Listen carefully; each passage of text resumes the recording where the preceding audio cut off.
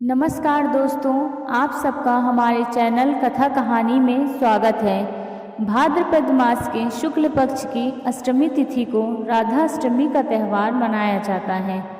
इस साल 4 सितंबर 2022 दिन रविवार को राधा अष्टमी पड़ रही है। हिंदू धर्म में राधा अष्टमी का त्यौहार बहुत ही महत्व रखता है। इस दिन भगवान कृष्ण और राधा रानी की विधिवत पूजा की जाती है। जो महिलाएं राधा अष्टमी के दिन व्रत रखकर सच्चे मन से राधा जी की पूजा करती हैं, उन्हें अखंड सौभाग्य की प्राप्ति होती है। मान्यता है कि राधा रानी की पूजा के बिना भगवान श्री कृष्ण की पूजा अधूरी मानी जाती है। कृष्ण जन्माष्टमी की तरह ही राधा अष्टमी का त्यौहार बड़े धूमधाम के साथ मनाते हैं। धर्मशास्त्रों में कहा गया है कि राधा अष्टमी का व्रत किए बिना कृष्ण जन्माष्टमी का व्रत अधूरा माना गया है। राधा अष्टमी यानी देवी राधा का जन्मदिन इनके जन्म स्थल बरसाना सहित पूरे ब्रजभूमि में उत्साहपूर्वक मनाया जाता है। देश के दूसरे भागों में भी श्रद्धालु इस दिन व्रत रखते हैं। देवी राधा देवी माँ लक्ष्मी का ही अंश है, जो भगवान श्री कृष्ण की लीला में सहयोग करने के लिए प्रकट हुई थी। पौराणिक कथाओं के अनुसार राधा माता गोलोक में श्री कृष्ण के साथ निवास करती थी।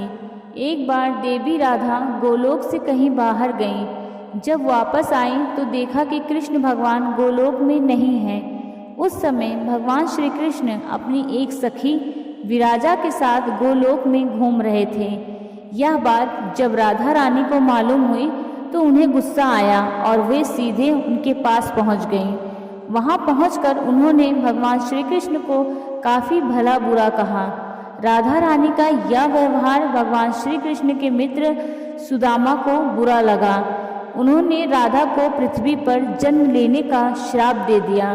राधा रानी को इतने गुस्से में देखकर कृष्ण भगवान की सखी विराजा भी वहां से चली गई। पर इस श्राप के बाद राधा ने बदले में श्रीदामा को श्राप देते हुए राक्षस कुल में जन्म लेने का श्राप दे दिया। राधा रानी के द्वारा दिए गए श्राप के कारण ही श्रीदामा का जन्म शंख चूर्ण दानव के रूप में हुआ। दानव में जन्म लेने के बाद भी भगवान विष्णु का वह अनन्य भक्त बना।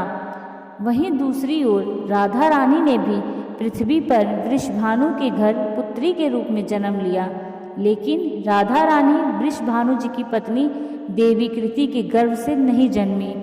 दरअसल जिस समय श्रीदामा और राधा रानी ने एक दूसरे को श्राप दिया, तब भगवान श्री कृष्ण ने राधा रानी से कहा कि आपको पृथ्वी पर देवी कृति और वृषभानु जी की पुत्री के रूप में रहना है। इसके आगे भगवान कृष्ण ने राधा रानी से कहा कि जब आप विवाह के योग्य हो जाएंगे तो आपका विवाह मनुष्य के अवतार में रायण नामक एक वैश्य से होगा। हालांकि वो भी मेरे अंश अवतारों में से ही एक होगा। आप धरती पर भी मेरी प्रियतम बनकर ही रहेंगी, परंतु हम दोनों को वहाँ बिछड़ने का दुख सहना होगा। हे राधा रानी, अब आप धरती पर जन्म लेने की तैयारी करें। सांसारिक दृष्टि में देवी कृति गर्भवती हुई और उन्हें प्रसव हुआ, लेकिन देवी कृति के गर्भ में योग माया की प्रेरणा से वायु का प्रवेश हुआ और उन्होंने वायु को ही जन्म दिया। जब वह प्रसव पीड़ा से गुजर रही थी, उसी समय वहां देवी राधा रानी एक प्यारी सी कन्या के रूप में प्रकट हो गई। जिस दिन राधा रानी प्रकट हुई वह भाद्रपद शुक्ल पक्ष अष्टमी को राधा रानी अष्टमी के रूप में माना जाता है। इस दिन भगवान श्री कृष्ण और राधा रानी की पूजा की जाती है। इस व्रत को करने से हमें सभी संसारिक सुख और आनंद की प्राप्ति होती है। मान्यता के अनुसार इस व्रत को करने से धन की कमी नहीं होती और घर में बरकत बनी रहती है। राधा अष्टमी के दिन सुबह स्नान करके विधिवत राधा रानी की पूजा करें और राधा मंत्र का जाप करें। ओम ह्रीं राधिकाय नमः, ओम ह्रीं श्री राधाय स्वाहा।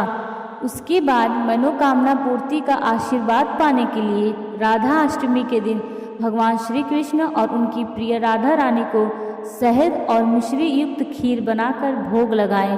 राधा अष्टमी के पूजन के बाद राधा रानी का पाठ करें।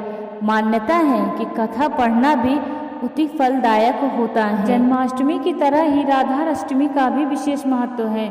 कहते हैं कि राधा अष्टमी का व्रत करने से सभी पापों का नाश होता है। इस दिन विवाहित महिलाएं संतान सुख और अखंड सौभाग्य की प्राप्ति के लिए व्रत रखती हैं। जो लोग राधा जी को प्रसन्न कर देते हैं उनसे भगवान श्री कृष्ण अपने आप ही प्रसन्न हो जाते हैं।